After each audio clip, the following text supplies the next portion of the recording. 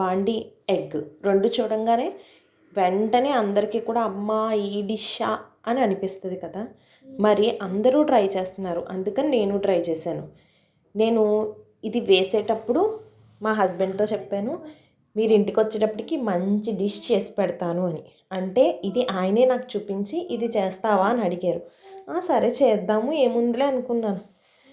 మీరు వచ్చేటప్పటికి మీరు అడిగారు కదండి, అది చేసి పెట్టేస్తాను మీకు, స్నాక్స్ కింద తిందురు కానీ అని అన్నాను.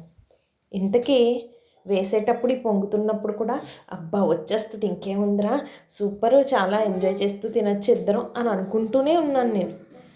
ఎప్పుడైతే అది పొంగుతుందో ఇంకేంటి సక్సెస్, నేను అన్నీ చేసేయగలను అని ఫీలింగ్ వచ్చింది.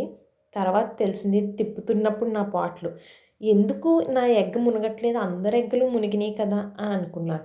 అప్పుడు అనిపించింది మేబీ వాళ్ళది తాలింపు వేసే ప్యాన్ కదా అని అనిపించింది. సర్లే చూద్దాము వస్తే వచ్చినట్టు లేదా లేనట్టు అనుకున్నాను. నేను గంప కింద కోడిని ఎలా కప్పెడతారో అలాగా ఆమ్లెట్ కింద ఎగ్ని కప్పెట్టడానికి చాలా ప్రయత్నించాను. అలా చేయగా చేయగా చేయగా వచ్చిందా రాలేదా అని ఆలోచిస్తే దాన్ని ఆమ్లెట్ విడిగా ఎగ్ విడిగా తినాల్సి వచ్చింది. పోనీ నేను ఒక్కదాన్ని అలా తిన్నాను అనుకోండి, ప్రాబ్లం లేదు అక్కడ. మా హస్బెండ్ వచ్చాక ఎక్స్ట్రాగా మళ్ళీ 2 ఎగ్స్ కొట్టి ఉడకపెట్టిన ఎగ్గేసి మరీ పెట్టాను ఆయనకి.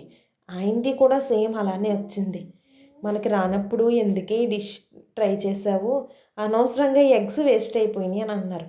పర్లేదండి ఏం వేస్ట్ అవ్వలేదులే, మనం ఎగ్ ఆమ్లెట్ విడివిడిగా తినేసాం కదా, ఈ పూటకి స్నాక్స్ అయిపోయింది అని చెప్పా.